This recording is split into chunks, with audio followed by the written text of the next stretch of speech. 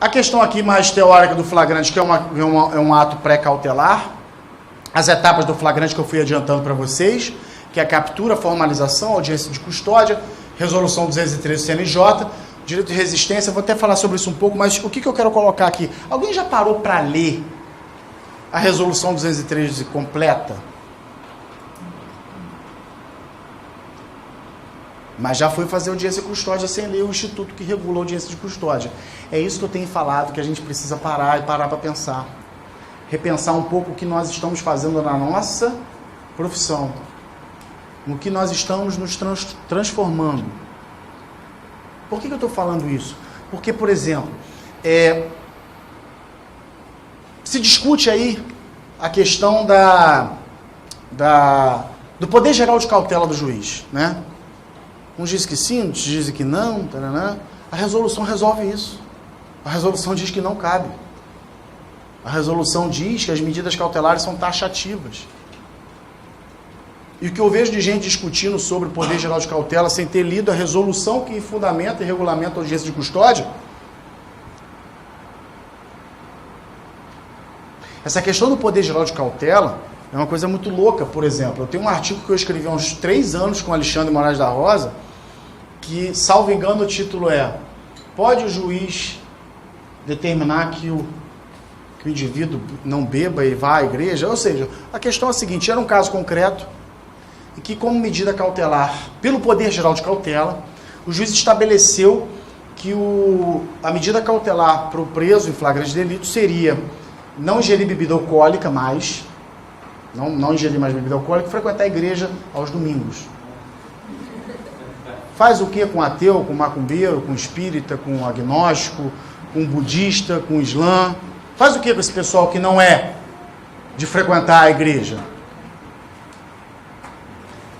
Veja. E aí é onde eu falo que a nossa posição e a nossa manifestação vai nos reforçar ou nos enfraquecer. Por quê?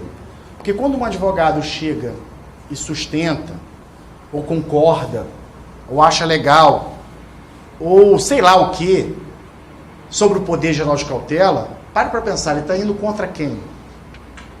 A fala dele, a posição dele, a manifestação dele, está se referindo e prejudicando a quem? A própria classe da advocacia que tem que ir contra isso. É necessário que a gente precisa perceber que até mesmo no bate-papo de final de semana, tudo aquilo que falamos pode legitimar algo que vem contra nós. A fala do advogado ou da advogada, se ela não for condizente ou coerente com aquilo que ele defende, tende simplesmente a sempre enfraquecer a própria advocacia. Você quer ver um exemplo muito claro?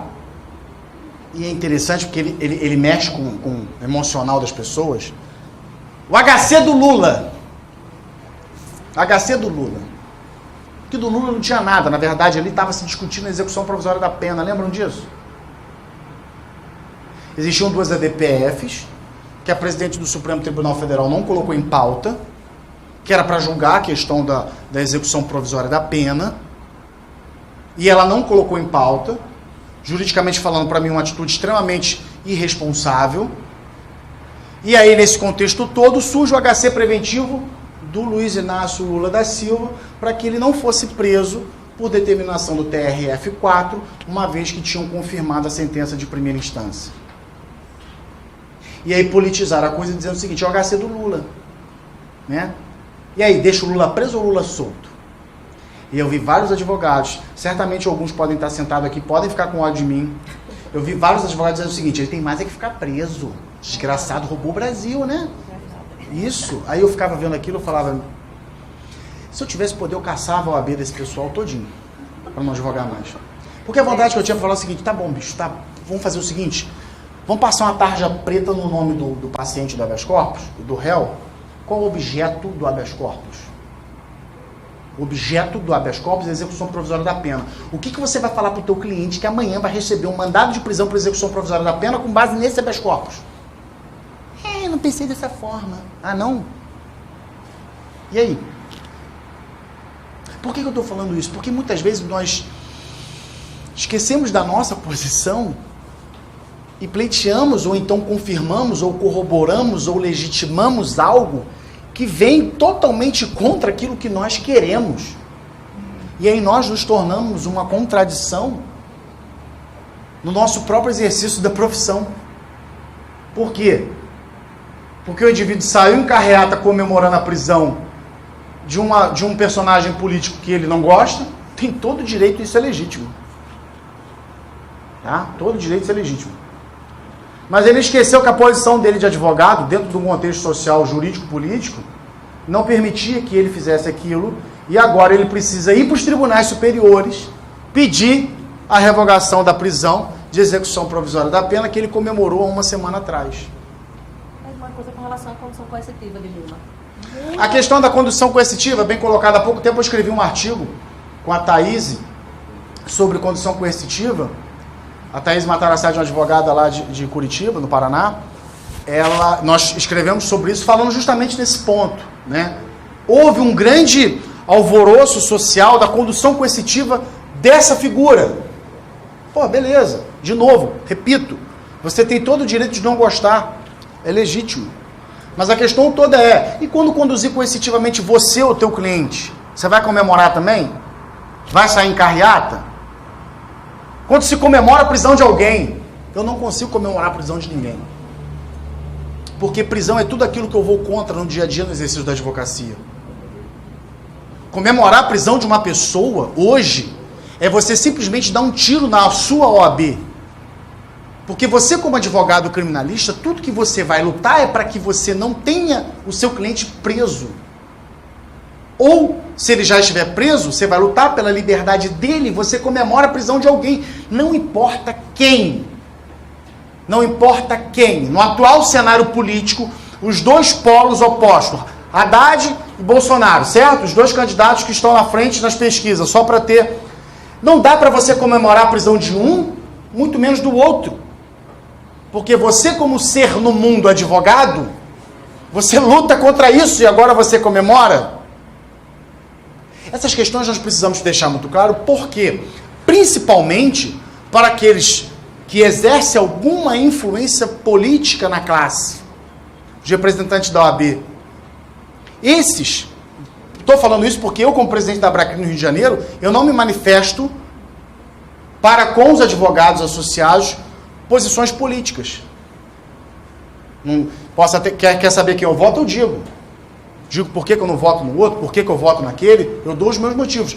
Mas, como representante de classe, eu não posso me expor de uma forma que eu sei que eu vou influenciar outros. E quando eu influencio dessa maneira, do tipo, comemorei a prisão daquele que eu não queria que ganhasse a eleição. Ah, bem feito. Desgraçado, vai morrer lá dentro. E aí no dia seguinte eu estou impetrando habeas corpus, pedindo a liberdade de alguém. E aí nessa hora tinha que chegar alguém para essa pessoa e falar assim, doutor, mas afinal de contas, o que faz o teu cliente ser melhor do que ele? Ou ter mais direito à liberdade do que ele? Ah, porque meu cliente... Não, peraí, é isso mesmo. A pergunta é retórica, é para não ter resposta. É para você parar e refletir. O porquê que você está comemorando uma prisão e agora você está pleiteando uma liberdade. Porra, não dá. Não dá para aceitar. Não pode. É isso que eu quero colocar e chamar a atenção, despertar esse seja sentimento, seja lá o que for em vocês, para que nós tenhamos um pouco mais de coerência na nossa fala, no nosso agir, no nosso comportar. Porque isso reflete direto. Por mais que você diga, mas eu tenho a minha particularidade, a minha vida privada, ok. Beleza. Mas quando você expõe isso de uma forma... Rede social é um perigo. Ah, mas eu estou na minha página. Você está expondo para o mundo. Se a página alguém vai printar e vai para o mundo. Para com isso. Hoje em dia não tem mais isso. O WhatsApp, em 5 minutos, o mundo inteiro recebeu o vídeo, o print, a foto, seja lá o que for, o áudio. Sai, vai vazar, não tem jeito. Muito bem.